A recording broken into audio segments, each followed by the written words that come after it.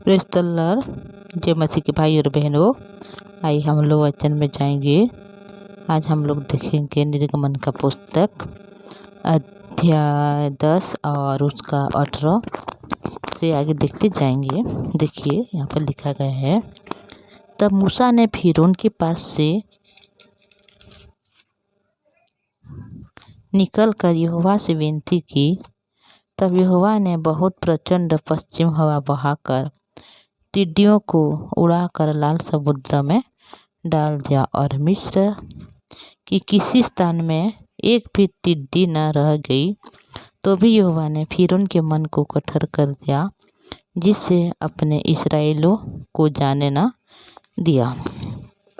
तो इस जगह से इस प्रकार हो रहा है भाई और बहनों कि जब हम इस वचन को पढ़ते हैं, आगे आ रहे हैं और सीख रहे हैं, तभी से मतलब परमेश्वर चाहता है कि इस्राएली लोग वहाँ से निकल जाएं और उस जगह में जाके वहाँ पर क्या करें, परमेश्वर की उपासना करें, उनकी बलि करें। पर जो राजा फिरौन है वो नहीं चाहता कि उन लोग वहाँ पर जाएं और परमेश्वर की महिमा करें, उनके नाम से बलि करें। तो भाई और बहनों, हम लोग जब देख के आ रहे हैं तो बहुत सारे परमेश्वर जो चिन्ह और चमत्कार को यहाँ पर दिखा रहा है, ताकि उस बात को राजा फिरौन ने दिखे और क्या करे कि परमेश्वर की जो अनुग्रह दया को जान सकें, उनके प्रेम को पहचान सकें कि परमेश्वर की तुल्य और दूसरा कोई नहीं है इस दुनिया में। इस बात को वह जान सकें और इसको जान सके कि वह सच्चा परमेश्वर है और उनसे बड़ा कोई नहीं है। तो इसी वजह से वह परमेश्वर ने हर एक काम को यहाँ पर कर रहे हैं। तो देखिए, जब हम इस 10 अध्याय में पढ़े थे कि यहाँ पर परमेश्वर ने टिड्डियों को यहाँ पर भेज रहे हैं, इतना ज़्यादा टिड्डियाँ भेजे कि जितने भी मिस्र में लोग थे हर एक जगह में टिड्डियाँ भर गई। और जो खेत में जितना भी अनाज बाकी था ओले बरसने के बाद, उन सबों में इतना ज़्यादा चढ़ गई कि सब कुछ नष्ट हो गया, सब कुछ ध्वंस हो गया। तो अभी जब इस प्रकार से हो गया तो फिरौन राजा ने तुरंत मूसा को बुलवा कर ये बोल रहे हैं कि तुम्हारे परमेश्वर यहोवा और तुम्हारी भी अपराधी हूँ मैं, इसलिए केवल अब की बार मेरा अपराध को क्षमा करो। ये पहली बार नहीं है भाई और बहनों, बहुत बार हो गया कि फिरौन इस प्रकार बोलता है कि तुम्हारे परमेश्वर से जो विपत्ति आई है, इस विपत्ति से बाहर निकालने के लिए विनती करो।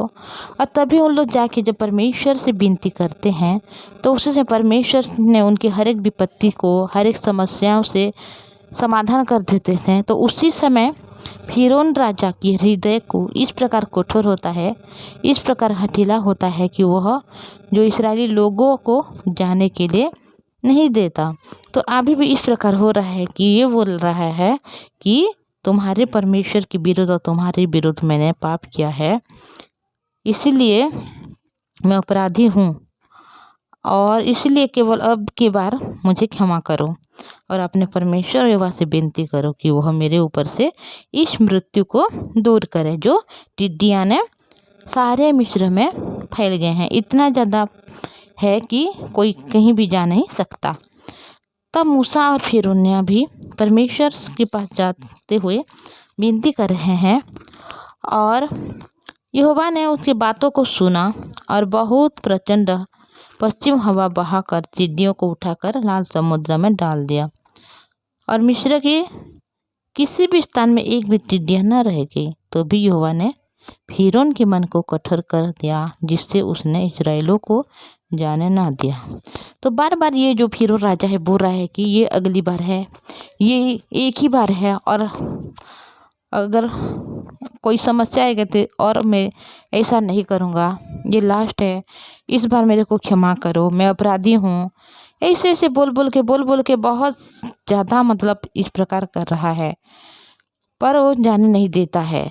जब उस सब समस्या आता है तो उसी समय वो जात के परमेश्वर की जो दास लोग हैं, हारून और मूसा से बोलता है, विनती करता है कि तुम लोग अपने परमेश्वर से इस बात को बोलो ताकि इस समाधान से परमेश्वर मुझे बाहर निकालें। कभी बोलता है कि इस मृत्यु से मुझे बचाएं, कभी बोलता है कि जो हमारे मिस्र देश से इतना ज़्यादा जो भयंकर समस्या है, समस्या से बाहर निकालें।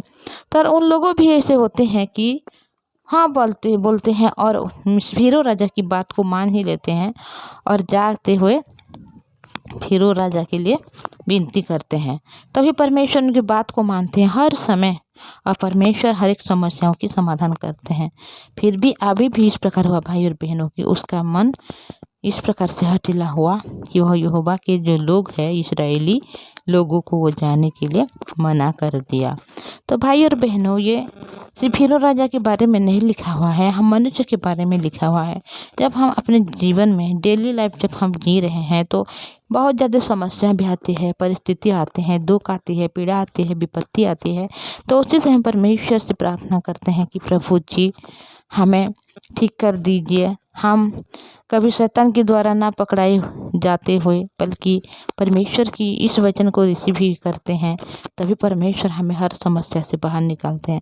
पर हमारे जीवन में सब कुछ जब अच्छा हो जाता है तो उस समय हम परमेश्वर को पहचानते नहीं, उनको सम्मुख नहीं आते और उनको कभी बुलाते नहीं कि उनके निकट कभी नहीं आते, क्योंकि हम मनुष्य इसी प्रकार हैं। हम कभी भी परमेश्वर के सम्मुख जाने वाले नहीं हैं। हम मनुष्य दुष्ट हैं, हमारे हृदय सिर्फ बुराई भरी रही है और इस बुराई के कारण हम मनुष्य इतना ऊंचा हो गया हमारे हृदय कि हम लोग सिर्फ स्वार्थी हो गए हैं। हमारे स्वार्थ के लिए हम सब कुछ कर सकते हैं, पर जब हमारी समस्या दूर होता है, हमारी पीड़ा दूर होता है तो हम कोई परमेश्वर को भी नहीं पूछते, अपने परिवार को पूछना तो दूर की बात है। तो भाई और बहनों, इस वचन को जब हम देख रहे हैं तो हर एक बात को जान पा रहे हैं कि हम मनुष्य किस प्रकार हैं। परमेश्वर ये बताना चाहते हैं हमें कि मनुष्य किस प्रकार है। हम मनुष्य अगर किसी के सामने में आते हैं तो हम बहुत अच्छे दिखाई पड़ते हैं, हमारी चाल बहुत अच्छा है, हमारे व्यवहार बहुत अच्छा है, हम लोगों को चुपड़ी चिकनी बातों से अपनी ओर खींचते हैं, पर हमारे हृदय ही जानता है और हम मनुष्य खुद ही जानते हैं कि कितने बुरी हैं। तो परमेश्वर इस बात को कहना चाहता है कि हम मनुष्य बुरी हैं और हमारे द्वारा कोई भी अच्छी काम नहीं होता, क्योंकि हम लोग बुरे ही है। तो हम परमेश्वर के निकट इसलिए नहीं आ सकते क्योंकि हमारे हृदय में जो शैतान द्वारा पाप छिपा हुआ है वो हम बुराई ही करते हैं। पर उस पाप से परमेश्वर हमें बाहर निकल चुका है और हम लोग परमेश्वर के वचन को जब ग्रहण करते हैं तो ये सारी जो बुराई और पाप है हमारे हृदय में वो सब कुछ दूर हो जाता है और हम लोग परमेश्वर के अधीन होकर परमेश्वर की संतान बन जाते हैं। तो भाई और बहनों, मैं आज इतना बोलूँगी, तो आगे हर एक बातों को हम लोग देखेंगे और सीखेंगे कि किस प्रकार परमेश्वर ने इस्राएल लोगों को इतना जो प्रेम करते हैं, उनको किस प्रकार से बड़ा बड़ा काम को आश्चर्य कर्म को कर रहे हैं और उन लोगों को बाहर निकालने के लिए हर एक रास्ता को यहाँ पर दिखा रहे हैं।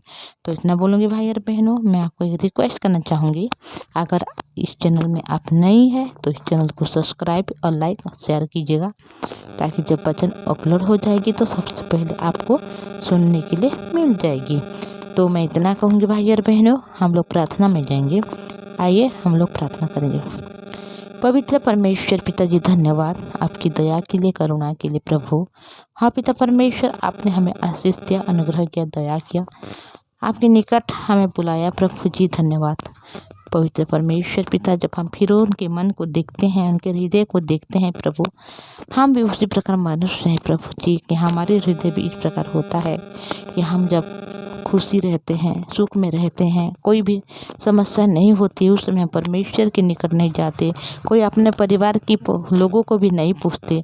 पर जब हमारे जीवन में बहुत सारे विपत्ति, दुख आती है, पीड़ा आती है प्रभु, तो उसी समय हम हर एक लोगों को ढूंढते हैं, हर एक को खोजते हैं।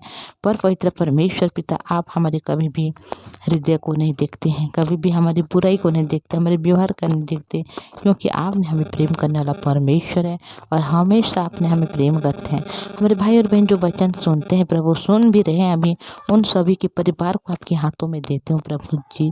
हमारे भाई को दया कीजिए, अनुग्रह आशीष दीजिए, उनके जीवन के हर दुख को दूर कीजिए। अगर कोई रोगी है, दुखी है, पीड़ा में है, उन सबों को छुटकारा दीजिए प्रभु जी।